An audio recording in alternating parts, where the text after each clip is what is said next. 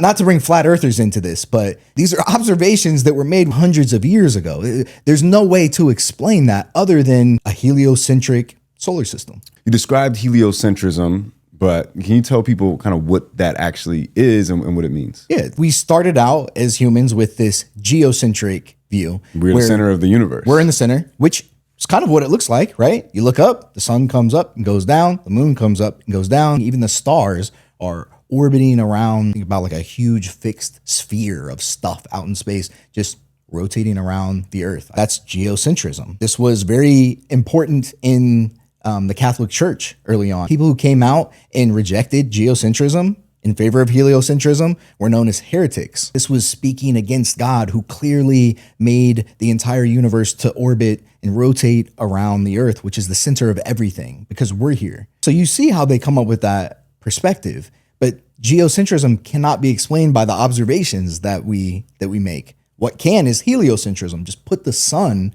at the center. And Copernicus was one of the first people that really started to popularize this. And then Galileo comes along and he makes these observations of Jupiter and notices that there are these little white dots that are nearby, and they seem to be orbiting Jupiter. So wait a second, Jupiter has these little worlds, these moons that are orbiting it.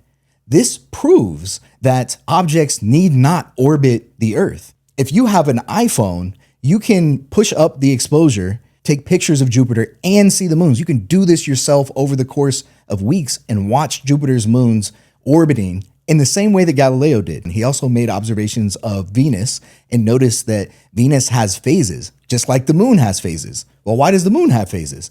Because it's orbiting the Earth and it's getting illuminated from different angles from our perspective. To us, it looks like phases. And we see the exact same thing with Venus. It's like this is all irrefutable evidence that everything is orbiting the sun.